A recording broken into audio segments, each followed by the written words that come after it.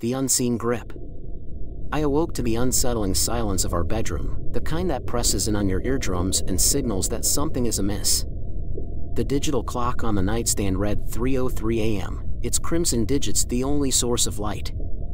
I reached out, expecting the warmth of my husband next to me, but found only the cool, untouched sheets of his side of the bed. A shiver ran down my spine, not from the chill in the air, but from the sudden realization that I was alone. I called out his name, my voice barely above a whisper, but there was no response. The house remained still, as if holding its breath. I swung my legs over the side of the bed, the wooden floorboards cold against my feet. That's when I felt it, a cold hand, firm and unmistakable, wrapping around mine from under the mattress. I recoiled in horror, my heart pounding against my ribcage. The hand didn't let go. It couldn't be my husband, this hand was icy and rigid. Panic set in as I tried to free myself, but the grip was too strong. I screamed, a sound that seemed to be swallowed by the darkness of the room. It was then that I heard the soft, dragging footsteps approaching from the hallway. My breath hitched. Was it my husband? Or something far worse? The door creaked open, revealing nothing but a deeper blackness beyond. The air grew colder, and I could see my breath forming misty clouds in front of me.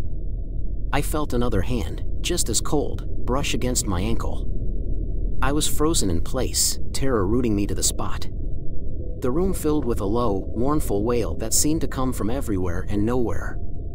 As the wailing grew louder, the hands pulled me, inch by inch, toward the edge of the bed. I fought against the unseen force, my nails digging into the mattress. Just as I was about to be dragged under, the room was flooded with light. The hands vanished, and I was left gasping for air, alone in the sudden silence. I stumbled to the light switch, my hands trembling. The room appeared normal, no sign of any intruder. But the window was open, the curtains billowing in the night breeze. I didn't remember opening it. I approached cautiously, peering into the darkness outside. That's when I saw it, a figure, standing in the garden, staring up at me with hollow eyes. The figure in the garden was motionless, its outline barely discernible in the moonlight. I couldn't make out the features, but the way it stood there, staring, sent a new wave of dread through me. I backed away from the window, my mind racing. Was this a prank? A burglar? Or something more sinister? I needed to call the police, but my phone was downstairs. I crept out of the bedroom, every creak of the floorboards sounding like a thunderclap in the silent house. As I descended the stairs, I felt the temperature drop with each step, the air growing thick with a sense of foreboding. The living room was shrouded in shadows, the furniture looming like specters in the dark. I fumbled for the light switch, but it wouldn't turn on. A soft, mocking laughter echoed around me, and I spun around, trying to locate the source. "Who's there?" I demanded, my voice stronger than I felt. No answer came, only the laughter, growing louder, more deranged. It was coming from everywhere and nowhere, bouncing off the walls, filling the room. I covered my ears, but it was no use. The laughter was inside my head, clawing at my sanity. I stumbled into the kitchen, the laughter following me. The moonlight streaming through the window cast long, twisted shadows across the floor. And then I saw them, footprints, wet and dark, leading from the back door to the basement. They weren't there before. I was sure of it. The basement door stood ajar, an inky darkness spilling out from the gap. The laughter stopped abruptly, replaced by a low, guttural growl that seemed to come from the depths below. I knew I should run, get out of the house, but something compelled me to approach the door. As I reached out to push it open, the growl intensified, and a cold wind rushed up from the basement, extinguishing the moonlight. I was plunged into darkness, the growl now a deafening roar in my ears. I braced myself for what was to come, but nothing could prepare me for the icy fingers that brushed against my neck. The touch on my neck was like a jolt of electricity, snapping me back to the grim reality of my darkened kitchen. I spun around, my hands flailing in the void, but there was nothing, no one. The growling had ceased, and the silence was once again complete, oppressive. I strained my ears, listening for any sign of movement, but there was only my ragged breathing. I fumbled in the darkness, searching for a weapon, anything. My hand closed around the handle of a frying pan. Clutching it like a shield, I edged toward the basement door. The air was colder now, a chill that seemed to seep into my bones. I could feel it, something lurking just beyond the threshold, waiting. With a deep breath, I pushed the door open and descended. The stairs groaned under my weight, each step a creaking protest. The basement was shrouded in an impenetrable darkness, a blackness that felt alive, watching. I held the pan out in front of me, my other hand trailing along the wall, searching for the light switch. A whisper slithered through the darkness, a hiss that made my skin crawl. "Leave," it breathed, the word hanging in the air, a suspended threat. I ignored it, pressing on, determined to face whatever horror awaited me. The whispers grew louder, a chorus of voices, all repeating that single command, "Leave." I found the switch and flicked it on, but the light was feeble, barely cutting through the gloom. Shadows danced along the walls, and for a moment, I thought I saw figures moving within them. I shook my head, trying to dispel the illusion, but they persisted, shifting, whispering. In the far corner of the basement, I spotted something, a shape huddled against the wall. I approached, my heart in my throat. It was my husband, or what was left of him. His eyes were wide, unseeing, his mouth agape in a silent scream. And then I saw the marks on his arms, the bruises shaped like hands. I reached out to him, but before I could touch him, the floor beneath me gave way. I was falling, the world spinning, the whispers turning into howls. I braced for impact, but it never came. Instead, I was suspended, the darkness enveloping me, the whispers now gentle, coaxing. "Join us," they murmured, and I felt hands, so many hands, pulling me deeper into the whispering void. Hey! Subscribe for more scary stories. Story 2. Whispers in the Grass. I had always found solace in the sprawling backyard of my childhood home, a place where the grass whispered secrets carried by the wind. But that tranquility shattered the day I unearthed an old, porcelain doll with glassy eyes that seemed to pierce through me. Its smile, a little too wide, sent shivers down my spine. I should have buried it again, but curiosity won over. Each night since its discovery, the doll appeared closer to the house, as if pulled by invisible strings. First, by the old oak tree, then, unsettlingly, on the back porch. I tried to dismiss it as a prank, but no one else had access to our property. Last night, it sat at the foot of my bed, its lips moving in a silent chant, whispering secrets only I knew, secrets from a childhood long buried in my memory. The following morning, I decided to confront it. As sunlight streamed through the windows, the doll sat motionless on the wooden floor. "What do you want?" I asked, my voice barely a whisper. It remained silent, its presence an unspoken threat. I locked it in a trunk and slid it into the attic, hoping that would be the end. But as dusk fell, a cold dread settled over me. The house groaned under the weight of silence. Upstairs, the attic door creaked open on its own. I froze, listening as soft thuds echoed down the staircase. Thud, thud, thud. It was coming for me. I barricaded myself in my room, heart pounding against my ribs like a frantic drum. The whispers grew louder, a cacophony of voices spilling my darkest fears. The door handle rattled violently, testing my resolve. I braced for the worst. Then, silence. A suffocating, heavy silence.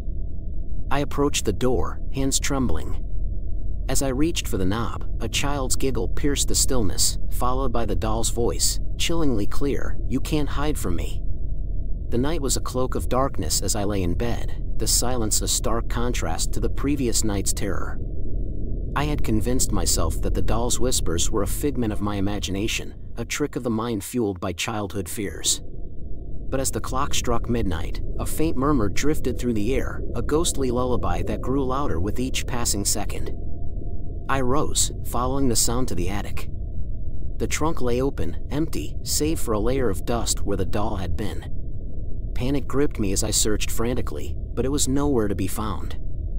The whispers guided me back to my room, where I found the doll perched on my windowsill, its eyes reflecting the moonlight. "Why are you doing this?"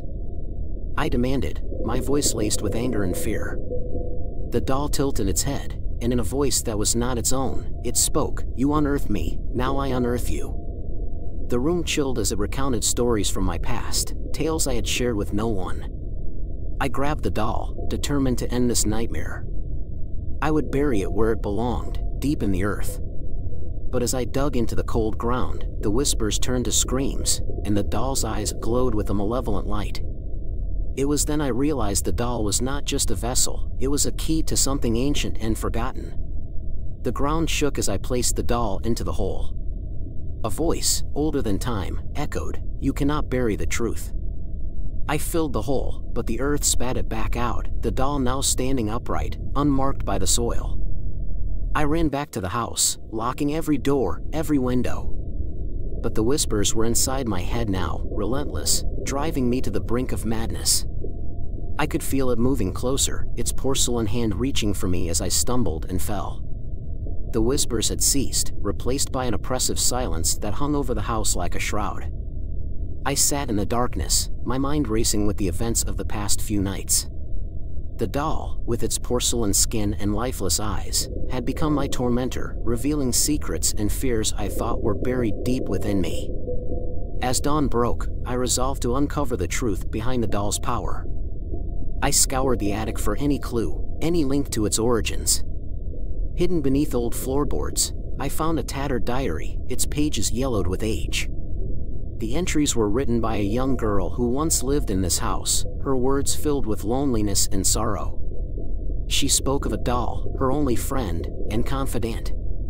The diary revealed a chilling tale of a family torn apart by tragedy, a father's descent into madness, and a mother's inconsolable grief. The girl had poured her soul into the doll, and in return, it whispered dark promises, promises of a companionship that would transcend death. I felt a cold breath on my neck as I read the last entry. The doll stood behind me, its presence no longer confined to the night. "You know now," it said, its voice a mix of the girl's and something far more ancient. "We are bound together, you and I." As night fell, the doll's whispers grew into a cacophony, each secret it revealed another chain binding me to it. I could feel its hold tightening, a noose around my neck. I had to break free. In a final act of defiance, I took the doll to the very heart of the backyard, to the oak tree where it all began. I would end this curse, even if it meant setting fire to the past. But as the flames licked at the doll's form, the sky darkened, and the earth trembled. The doll's laughter rang out, triumphant and terrifying, as it stepped and escaped from the fire, its eyes alight with infernal glee. Story 3. The Echoes of Midnight. Every night, as the clock chimes 12, a chilling silence descends upon my room. It's then that the whispers begin, soft and insidious, seeping through the cracks of my closet door. "Let us out," they plead, a chorus of desperation that claws at the edges of my sanity. I've tried to ignore them, to drown them out with music and mindless television, but they persist, relentless in their haunting refrain. I approach the closet, each step heavy with dread. The whispers grow louder, more fervent, as if sensing my proximity. My hand trembles as it reaches for the knob, the cold metal a stark contrast to the warmth of my palm. I fling the door open, and there it is, the mirror, its surface shimmering in the moonlight that filters through the window. But tonight, the reflection is different. It's me, but my eyes are hollow, my expression twisted in terror. The whispers stop abruptly, replaced by a single, resonant voice that echoes from the depths of the glass. "You see us now," it hisses, and I stumble backward, my heart racing. The room spins, and I collapse to the floor, the mirror's gaze bearing down upon me. It's then that I realize the whispers weren't begging to be let out, they were warning me. As I lie there, paralyzed by fear, the mirror begins to ripple, its surface undulating like the surface of a disturbed pond. Figures emerge, their forms blurred and shifting, reaching out with spectral hands. I want to scream, to run, but I'm trapped, a prisoner in my own body. The figures solidify, their features becoming clearer, and I recognize them, people I've known, loved, lost. They're different now, their eyes empty, their mouths gaping voids. They speak in unison, an army of voices that fills the room. You invited us in, they say, and I can feel their cold breath on my skin.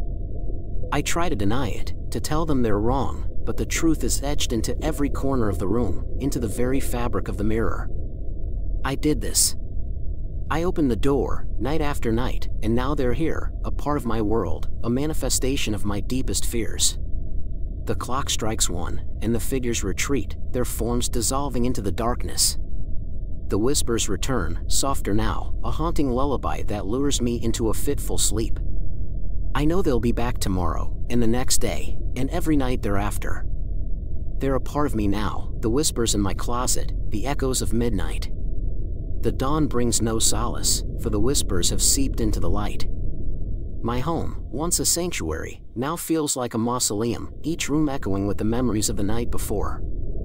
I avoid the mirror, its presence a constant reminder of the terror that lurks within its frame.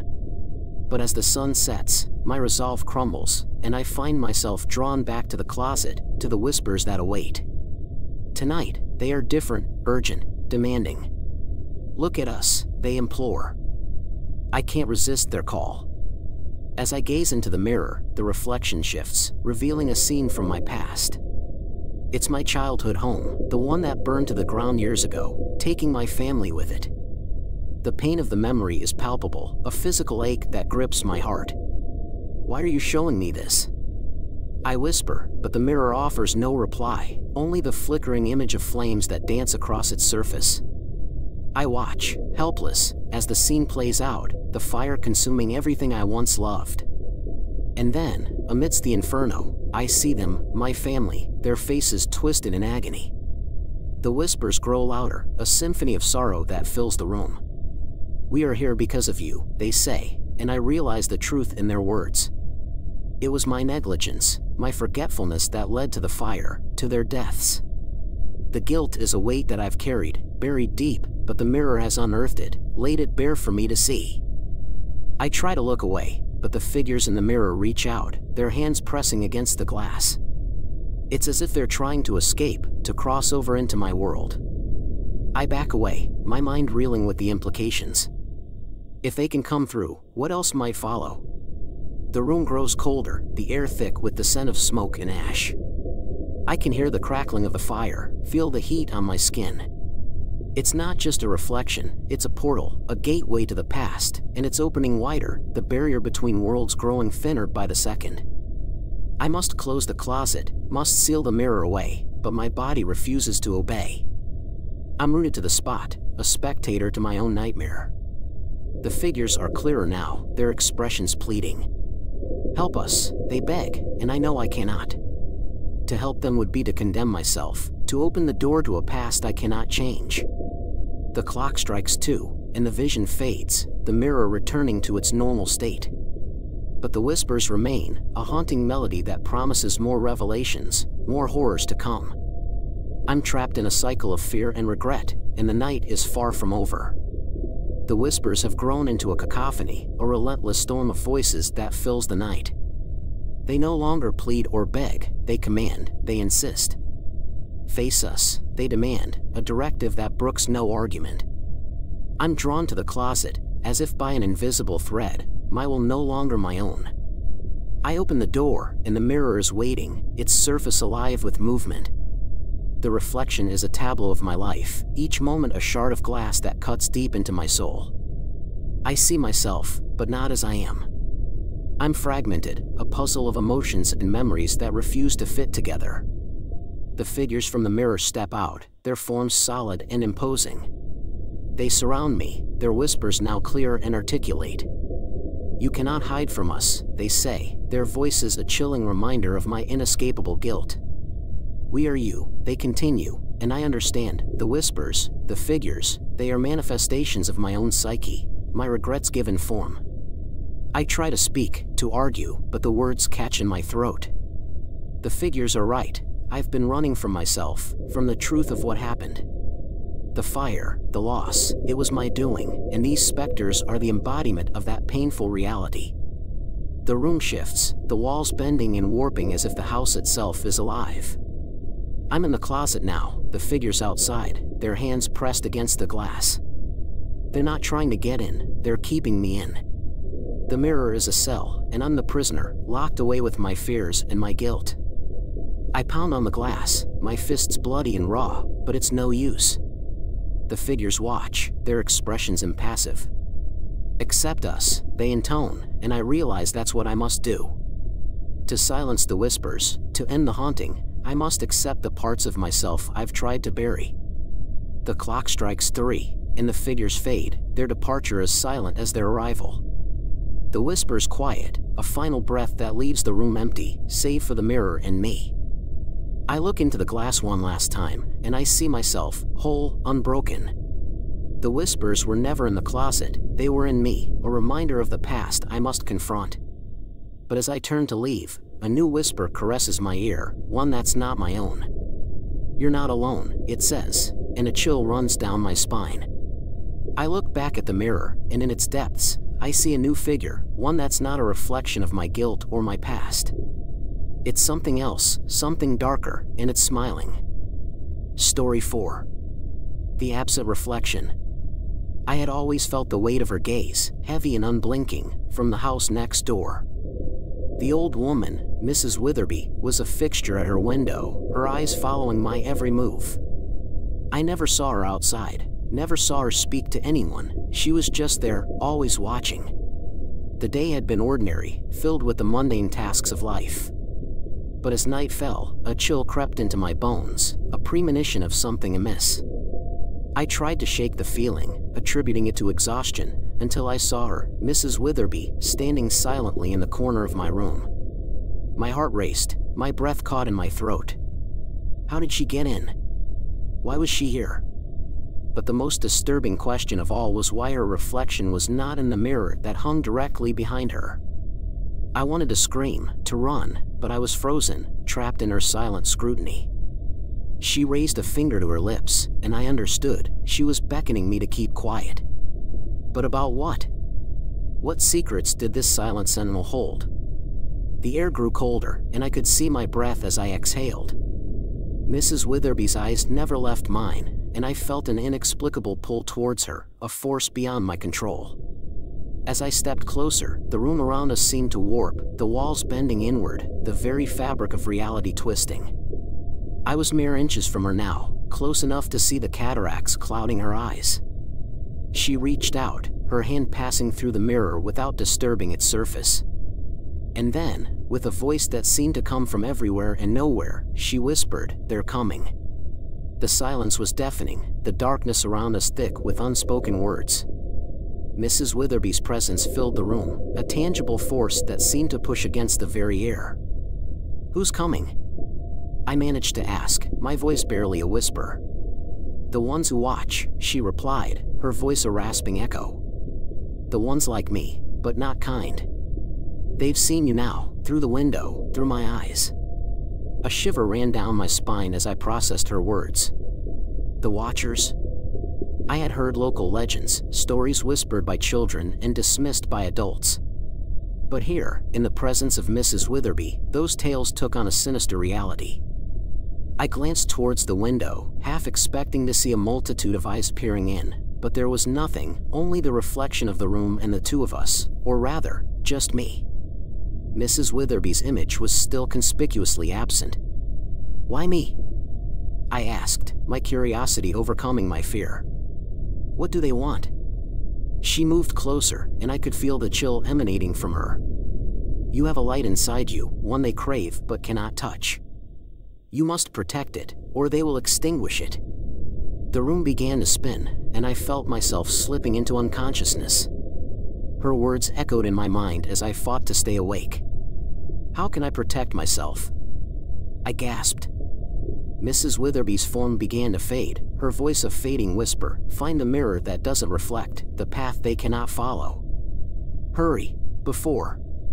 Her warning was cut off as darkness enveloped me, and I plunged into a void where whispers clawed at the edges of my sanity. I awoke with a start, the morning light harsh against my eyes. It had to have been a dream, a nightmare, but the chill in my bones told me otherwise. I woke to a world that felt altered, as if the very essence of reality had been shifted. The dream, if it was a dream, clung to me with visceral tenacity. Mrs. Witherby's words echoed in my head, "Find the mirror that doesn't reflect." My room, once a sanctuary, now felt like a cage. The sunlight seemed dull, the shadows too deep. I couldn't shake the feeling of being watched, but when I turned to the window, it was empty. Mrs. Witherby was not there. Determined to unravel the mystery, I began searching for the mirror she spoke of. In the attic, amidst the relics of the past, I found it, a mirror, old and ornate, its surface dull and unreflective. As I gazed into the non-mirror, a sense of vertigo overcame me. The glass rippled like water, and I reached out, my hand passing through to another place. A cold wind brushed my skin, carrying whispers that were not my own. I stepped through, finding myself in a corridor lined with doors. Each door opened to a different scene, a different nightmare. I could feel the watchers now, their presence oppressive, their hunger palpable. I ran, the corridor never ending, the whispers growing louder.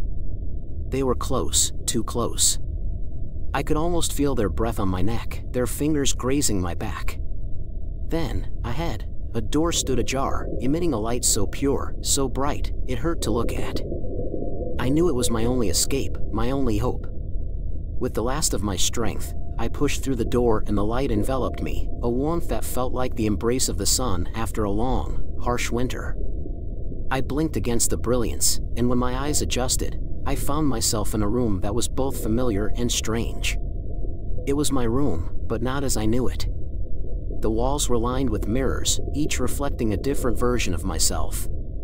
Some were older, some younger, but all had one thing in common: they were fighting, struggling against unseen forces. The end. Subscribe for more. Thank you.